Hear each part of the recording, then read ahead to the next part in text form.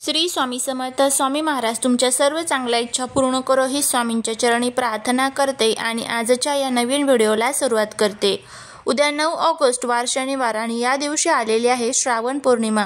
या श्रावण पौर्णिमेचा प्रारंभ हा 8 ऑगस्टला म्हणजेच शुक्रवारी दुपारी 2:12 होणार आहे आणि समाप्ती ही शनिवारी दुपारी 1:25 होणार आहे.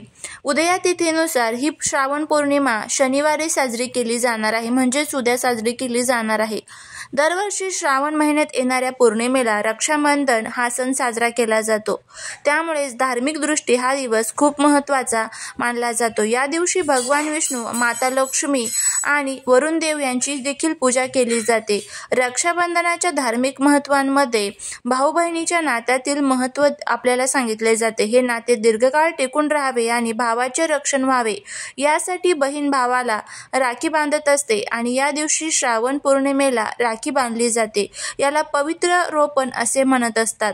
श्रावण महिन्यात येणाऱ्या पौर्णिमेचा विशेष महत्त्व असल्यामुळे या दिवशी काही प्रभावी उपाय आणि सेवा देखील केल्या जातात. आज या व्हिडिओमध्ये मी तुम्हाला एक अतिशय प्रभावी असा उपाय सांगणार आहे. उद्या शनिवार श्रावण पौर्णिमा, अन्नपूर्णा देवीला तुम्हाला ही एक वस्तू अर्पण करायची आहे.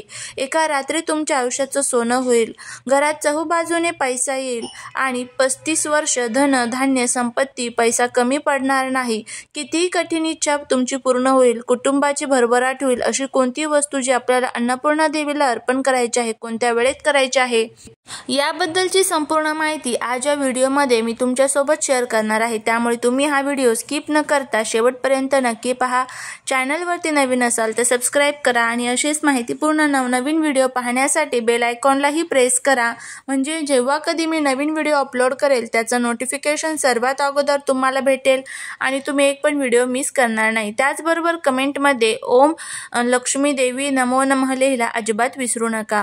तर तुम्ही उद्या हा उपाय दिवसभरामध्ये कधीही करू शकता. सकाळी किंवा संध्याकाळी जेव्हा केव्हा तुम्हाला शक्य होईल तेव्हा ही एक वस्तू जी आहे तर ती तुम्हाला अन्नपूर्णा मातेला अर्पण करायची आहे.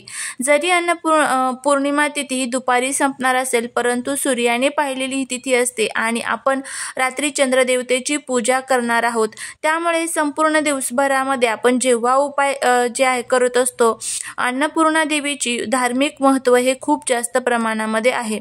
आपल्या घरामध्ये जर अन्नपूर्णा माता नेहमी प्रसन्न असेल तरच आपल्या घरामध्ये लक्ष्मी जी आहे तर ती प्रसन्न राहत असते आणि त्याचबरोबर लक्ष्मी स्थायी स्वरूपामध्ये निवास देखील करत असते. परंतु अन्नपूर्णा माता जर आपल्या घरावरती प्रसन्न नसेल तर तिथे देवी लक्ष्मी कधीच निवास करत नाही.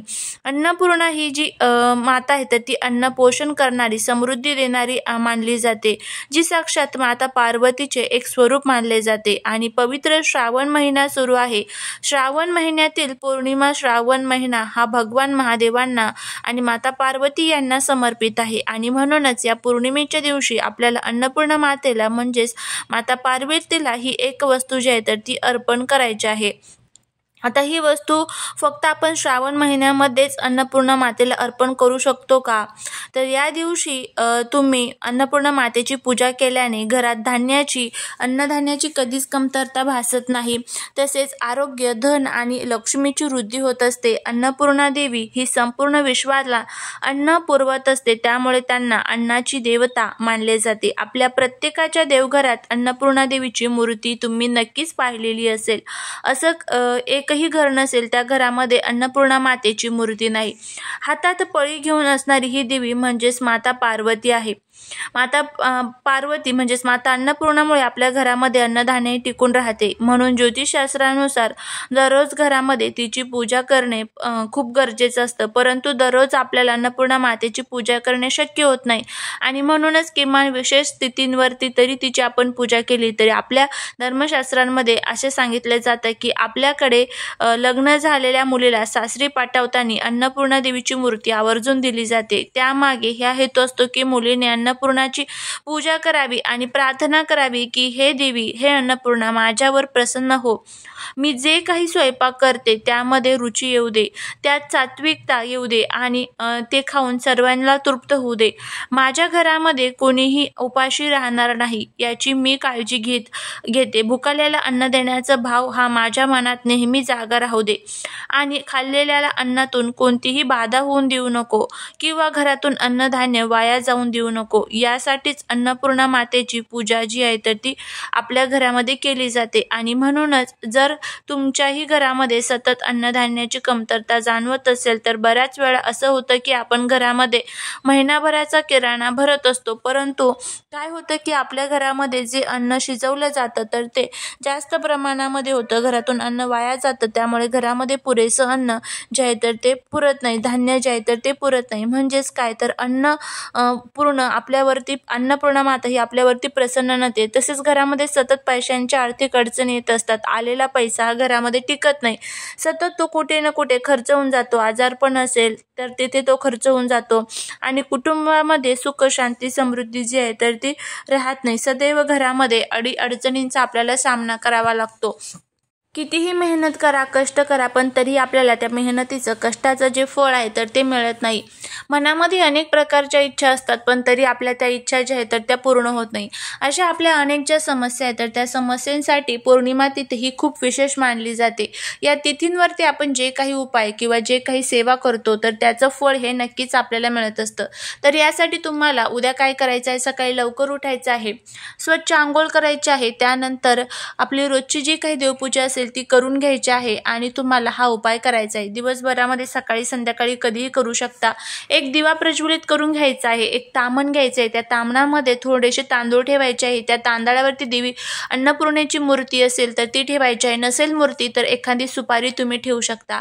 त्यानंतर ओम अन्नपूर्णाय देवे नमो नमो म्हणत 11 वेळेस तुम्हाला पाण्याने अभिषेक करायचा आहे.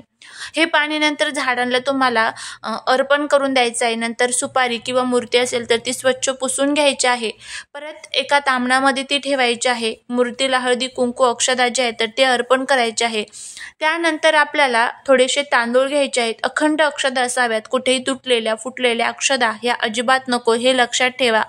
त्यानंतर मुठभर तांदूळ घेतल्यानंतर हे तांदूळ देवीच्या डोक्यावरती तुम्हाला सोडायचे आहे. जोपर्यंत हे तांदूळ देवीच्या खांद्यापर्यंत येत नाही तोपर्यंत तुम्हाला हे तांदूळ सोडत राहायचे आहे आणि खांद्यापर्यंत आले की त्यानंतर देवीला नमस्कार करून धूप दीप अगरबत्ती दाखवायची आहे.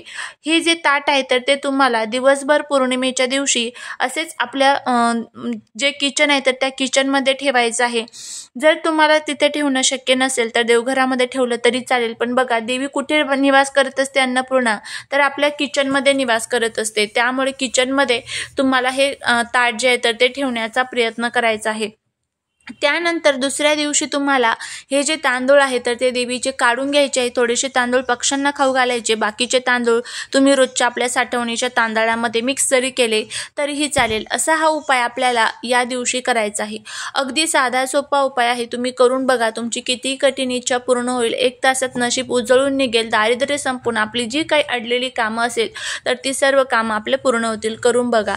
चालेली सेवा ही महाराजांच्या चरणी रुजू करते. व्हिडिओ जर आवडला तर लाईक, शेअर आणि सबस्क्राईब करायला विसरू नका. भेटूया पुढच्या एका छानशा नवीन व्हिडिओत एका नवीन माहितीसोबत. श्री स्वामी समर्थ.